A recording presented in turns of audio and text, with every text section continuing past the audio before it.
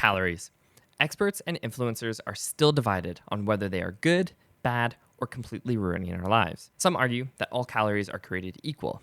All calories are equal. Myth or true? Part of me wants to say it's true, but I also know it's not. In terms of carb v carb, carb has sugar, carb also has sugar. I think it's generally gonna do the same damage, but there's nutrients in this, food dye in this. So they're not equal in terms of health, but in terms of calories, they are equal. This is 110 calories of Sour Patch, 110 calorie apple. It is equal. When it comes to weight loss, they would actually be the same. Your body responds to calories in versus calories out. If you eat in a caloric deficit, you will lose weight. But the problem is, you're so much more likely to overeat on this. Practical good takeaway from this is if you eat a little junk food, as long as it fits within your caloric targets for the day, it's okay. I'm okay with going half myth on this one. I think your intuition was right on that one. While others claim that calories from salmon are fundamentally superior to those from Sour Patch Kids. Calories don't matter. What are you talking about, Dolce? Everybody knows calories in, calories out is the only thing that matters. Now, what if every calorie you ate was a donut, a cookie, a Sour Patch Kid, or every calorie you ate was wild-caught salmon, quinoa, apples, blueberries? Calories in, calories out matters, but not more than the quality of the calories you eat. Tell me it's not true. It's almost like we're debating a moral issue, but calories are just a unit of measurement. Imagine if I said to you, height doesn't matter. That would be a confusing thing to hear without knowing the context. If we're constructing an overpass, you might strongly disagree with that statement, but that's what happens with calories all the time. Someone will say calories don't matter, or calories in versus calories out is all that matters, without providing proper context. Now, this conversation could go a lot of ways, from weight stigma, to diet culture, to systemic food access issues, and so much more. But today, for our main story, let's talk about what calories are, and if there's something you even need to pay attention to achieve your well-being related goals, concluding with 4 practical things you can do for improved health and well-being in relation to calories. This continues our month of nutrition episodes to celebrate March being National Nutrition Month here in Canada and the US. Then, as we do in this show, we'll end with our Wellbeing Weekly Roundup, highlighting some of the latest well-being related things from the past week or so. My name is Jesse Bourgeois. This is the Wellbeing Weekly Show. Let's get into it. So first things first, let's talk about what calories actually are. Because despite what you may have heard, they weren't created by some evil diet-centric marketing firm to make you feel bad about yourself. I don't think about you at all. In the early 1800s, there was a French professor and industrial chemist named Nicolas Clement. He and another scholar named Charles Desormes worked together often and published numerous papers on a variety of topics. And as a professor, Clement would teach a course on industrial chemistry, and a lot of it was about how steam engines convert heat into useful work. And he needed a unit of energy to help quantify and explain this. In some handwritten notes that survived these lectures, we see in 1824 a fellow named J.M. Bodot wrote about the calorie. This is the first written definition we have, but there is some debate if Clement actually was the one who came up with the calorie or not. The definition was that a calorie is the amount of heat needed to elevate by 1 degree centigrade 1 kilogram of water. By the 1840s, it made its way into French dictionaries and physics texts that a calorie is the unit of measurement of heating 1 kilogram of water from 0 to 1 degree Celsius. From here, Clement and Desormes went on to use this to calculate and quantify the amount of work that could be obtained from steam, like that the energy content of charcoal was 7,050 calories. And then came a long 100-year journey that included the advent of the metric system and a whole bunch of confusion and misuse of terms around kilocalories, gram calories, and kilojoules, and which should be used in what context, and so on. If you've traveled around a bit, you'll notice in Europe, kJ or kilojoules is still used in relation to nutrition, whereas in US and Canada, you'll only see calories, which really means kilocalories. 100 capital C calories on a food label is actually 100,000 little c calories. We just say calories instead of kilocalories. Anyways, so Clement was interested in the amount of work you can get from a given amount of fuel in an industrial setting. Later on, in 1887, an American chemist named Wilbur Olin Atwater introduced it as an energy unit for food. Sort of. It's hard to give individual people credit because in the 1860s, Carl Voigt's lab in Germany Germany was doing human metabolism studies and eventually got to defining daily energy intake and output in terms of calories. And Atwater visited that lab in 1882, 83. Anyways, Atwater tends to get the credit here, probably because he's American. So Atwater presented calories as the energy unit of food through a series of articles. But one notable article was called The Potential Energy of Food. In it, he talks about how the different macronutrients have various amounts of potential energy and how much physical work at perfect efficiency could be conducted based on that energy. In other words, what Atwater was interested in was in trying to quantify how much chemical energy from food was needed to support manual labor, how you could provide people with inexpensive food that satisfied their energy demands for physical work. Around this same time, a German physiologist named Max Rubner trained out of Voigt's lab and is sort of known as the father of modern nutrition science in Germany. His work there was similar to what Atwater was doing in America. And Rubner highlighted that humans are subject to the first law of thermodynamics, that energy, calories, cannot be created or destroyed, only converted or stored. Now, things started to take off from here, and we don't have time to talk about it all today. So here's a quick summary of where we're at so far and what happened next. At this point, we know calories are a unit of energy that was adopted from steam engines and industrial studies to be applied to food, and that humans abide to the first law of thermodynamics, and the energy we consume can either be converted or stored. So this was the first major measurement related to food that we had. And it became crucial during World War I and World War II when countries were trying to figure out just how much food they needed to provide soldiers. This helped progress the idea that calories could be quantified, controlled, and optimized. And it pushed nutrition science and food producers to better understand these things so that they could effectively support troops. All of this also contributed to our understanding of micronutrients like vitamins and minerals. Then from the 1940s to the 1990s, you had nutrition science boom and start showing how excess calorie intake contributed to obesity, heart disease, and other health problems. At the same time, food producers were making more and more processed foods, and the capitalist wheels were turning big time. Food advisory committees were getting busy highlighting the most 1,000-foot view of the situation, being like, hey, people are eating too much energy and not expending an equivalent amount of energy. So therefore, first law of thermodynamics, they're storing it as fat. It was this perfect storm that we're still kind of in the middle of today. The diet industry pushing calorie restriction and thinness as the ideal. Food industry mega corporations creating ultra-processed, high-calorie snacks. Government subsidization and systemic classism and racism pushing cheap, highly processed foods into particular areas. And then public health emphasizing weight control for the benefit of people's overall health. The same industry that tells us to eat fewer calories also makes billions selling hyperpalatable, high-calorie foods that are engineered to override our hunger cues and cause us to consume as much as possible. Calories went from a unit of heat energy to becoming shorthand for weight control, and weight control became a stand-in for morality and the expression of social values. Thin is good, anything else, not so much. And here's where we're at. Calories are still just a unit of heat energy.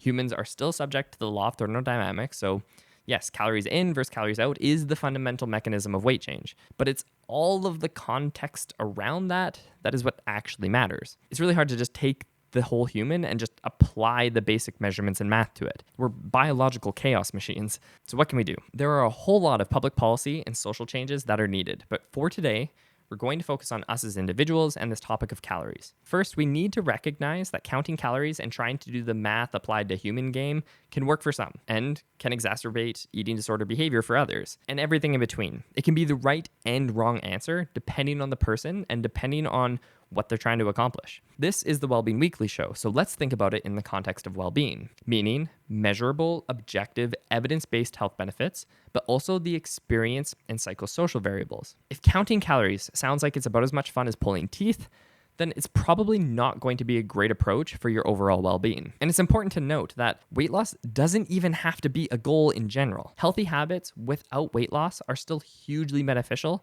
for health and longevity. This study from 2012 by Matheson and colleagues found that, quote, in the pooled analysis that included all individuals in the cohort, normal weight, overweight, and obese, The adoption of each additional healthy habit decreased all-cause mortality between 29% and 85%. To put this in perspective, statins decrease all-cause mortality by 12% in individuals at high risk for cardiovascular disease. The healthy habits that they're talking about here are fruit and vegetable intake, exercise, abstaining from smoking, and low or no alcohol. And you can see here that when folks aren't participating in these habits, the health consequences of a high BMI, being obese, are significant for your risk of death. But when folks were doing these healthy habits, there isn't that much of a difference in the risk of mortality, whether or not someone had a high BMI or not. So Carpenter talks about this idea of health at every size in one of her recent Instagram reels.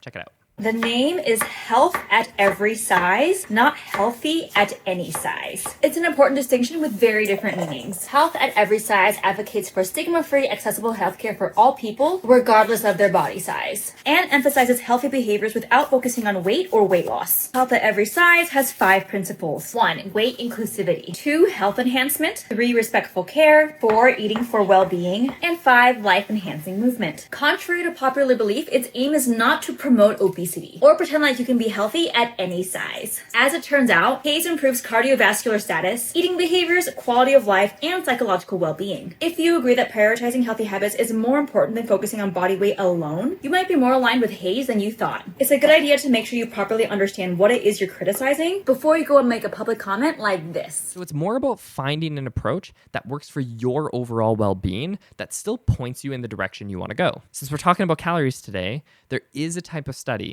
that looks at ways we can find a balance of calorie intake without having to focus on counting them. These are ad libitum research studies, which is just a sciencey way of saying eating freely. They look at what causes people to eat fewer calories without actually counting or intentionally striving to eat fewer. It just happens. And we find 4 key things that contribute to consuming fewer calories without actually focusing on them. First, and probably not a huge surprise, is that a diet high in ultra-processed foods tend to cause us to eat higher amounts of calories. Those foods are designed to make us want to consume more of them because that's how those companies make money, us buying more. So on the converse, diets high in whole foods tend to cause us to eat less calories without even having to try to. This is due to variables such as fiber, helping us feel satiated. The fact that the foods tend to be less energy dense, meaning less calorically dense. So the sheer volume of food you would have to eat to match the calories of the ultra-processed food is higher. And this ties into last week's episode, which is linked in the description below, about how cooking at home and prioritizing whole foods can benefit our health and well-being. Second, in regards to macronutrients, we see that higher protein diets can cause some lower ad libitum calorie intake. So prioritizing protein may be a worthwhile strategy. Low carb or low fat doesn't seem to matter too much, but there is some research to suggest that a higher carb, lower fat approach might work, particularly if you're following more of a plant-based diet. This makes sense due to the higher fiber intake you get with that approach and the fact that carbs are less calorically dense. Remember Atwater from before?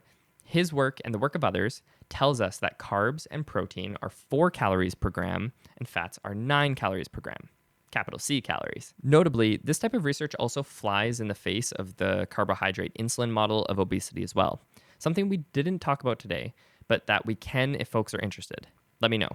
That's the whole regulate insulin thing, and that's the actual secret to fat loss. Those posts are often misguided for the most part. The third is eating rate. Slowing down can cause us to eat less without having to try to, which connects nicely with the mindful eating discussion from last week. Taking a mindful approach to our eating, recognizing our hunger and fullness signals, and eating slowly and presently can be beneficial in terms of calorie consumption. And fourth and finally, we can take a health and well-being focused approach versus a food restriction approach. This excellent review of the research by Stuart, who's been in the dieting research space for a long time, and her colleagues Martin and Williamson, highlights that a health-centered, balanced approach is great for improving physical and mental health. They highlight that, quote, the results of these studies have consistently shown that healthy eating, exercise, and appropriate energy balance behaviors without the promotion of negative body image, shaming, or stigma can be safe and effective for the enhancement of physical and mental health.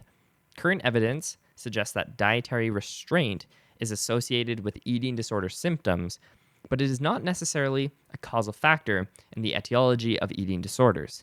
In fact, increased dietary restraint may be a consequence of weight gain and self-perceived overeating. Dietary restraint here is referring to the cognitive effort to restrict food intake or the intent to control food intake. And it's important to see the nuance they're suggesting here, that intentionally trying to restrict food intake can be associated to problems, but we're not sure if it's the case that goes on to cause eating disorder symptoms, or if folks who are experiencing weight gain and things like that tend to focus on intentionally restricting food intake, but also that taking a more holistic approach and focusing on healthy behaviors in general, even ones like we're talking about today, that result in lower caloric intake can be beneficial if they're promoted and taken on in a health-oriented and well-being-oriented way by the individual, meaning without shaming themselves or striving for some culturally idealized perception related to thinness. So in summary, a calorie is simply a unit of heat energy.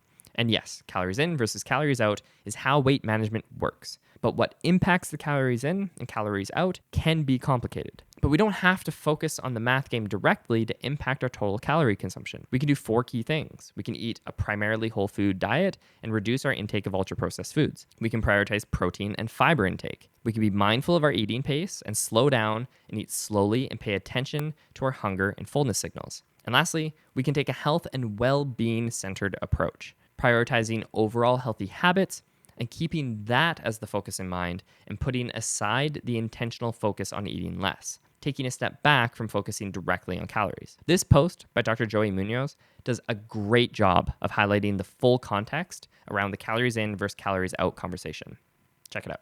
Calories in versus calories out states that if you consume more calories than you burn, you store the excess calories as fat and you gain weight. And if you consume less calories than you burn fat to make up for the deficit and you lose weight. Now, many people like Jason Fung, Dave Asprey, and many others argue that calories in versus calories out is overly simplistic because it doesn't account for things like nutrient timing, diet quality, and hormones. But that simply isn't true because calories in versus calories out accounts for all of these variables. For example, when it comes to calories in, if you eat whole foods versus processed foods, you'll eat fewer calories. If you eat more food earlier in the day versus late at night, you'll eat fewer calories. If you have a dysregulation in hunger-related hormones like leptin and ghrelin, you'll probably end up eating more calories. And these variables don't just influence calories in, but they also influence calories out. Whole foods, protein, and fiber have a high thermic effect, so you'll burn more calories if you eat more of those. If you eat more food earlier in the day, you'll have greater energy expenditure. If you don't produce sufficient thyroid hormone and you're testosterone deficient, it will affect your metabolic rate and you'll burn fewer calories. So as you can see, it's not calories versus hormones, diet quality, or nutrient timing, or whatever else people want to use to argue against calories. It's the fact that calories in versus calories out is the overarching principle that already accounts for all of these individual variables. Before we move on to our Wellbeing Weekly Roundup, if you've watched the first 3 episodes of the Wellbeing Weekly show, you'll notice I'm taking a slightly different approach this week, including more background context and less direct citation from research. I would really love your feedback. If you've checked out those earlier episodes, let me know what you found most valuable, that type of style or this type of style. Let me know in the comments below. Moving on to our Wellbeing Weekly Roundup.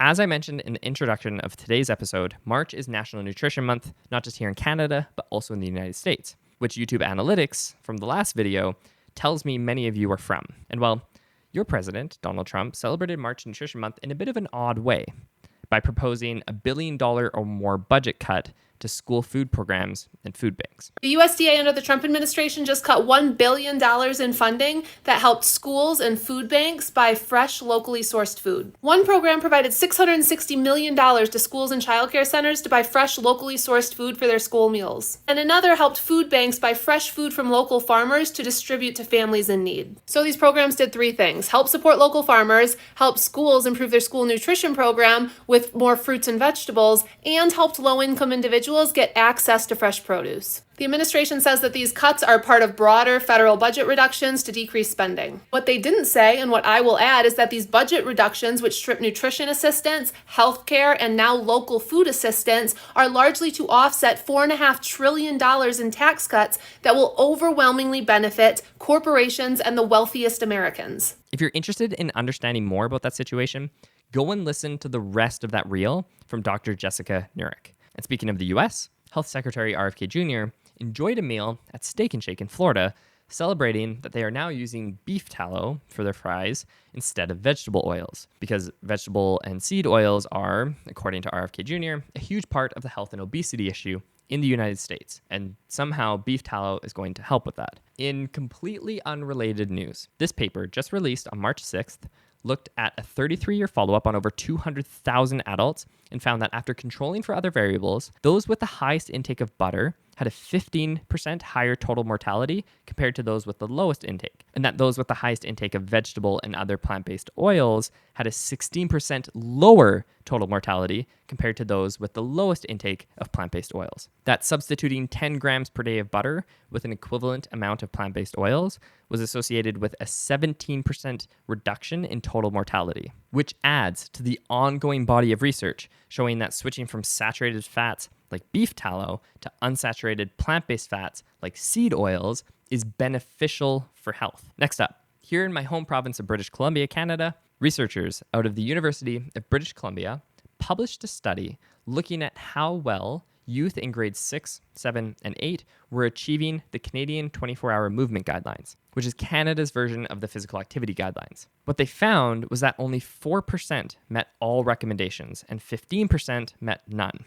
So the majority meeting some, but not all of the recommendations. These recommendations include 1 hour of physical activity per day, 9 hours or more of sleep per night for those 5 to 13 years old, and 8 hours or more of sleep per night for those 13 years of age or older, and a screen time of no more than 2 hours per day. The particular challenges youth faced were adhering to the 2 hours or less of screen time per day and getting 1 hour of physical activity per day. They also found that meeting some or all recommendations was associated with higher levels of optimism and satisfaction with life, and lower levels of depressive symptoms compared to meeting none. The authors call for greater public health strategies to help our youth achieve these guidelines, something I am very, very eager to do an episode on in the future. And lastly, here during Nutrition Month, I'm highlighting some of my favorite resources on social media and online that can benefit your health and well-being. First up is Sohi Carpenter on Instagram, who we talked about earlier. Her content is always thoughtful, evidence-based, and a perfect balance of authentic and professional. Check out this recent video she posts, which exemplifies her approach to health and fitness education. Marathon training and intentional fat loss do not go hand in hand. You need to adequately fuel for your training sessions, and that means keeping calories and carbs high. To lose body fat, you need to be in a calorie deficit. That means putting a cap on how much you consume.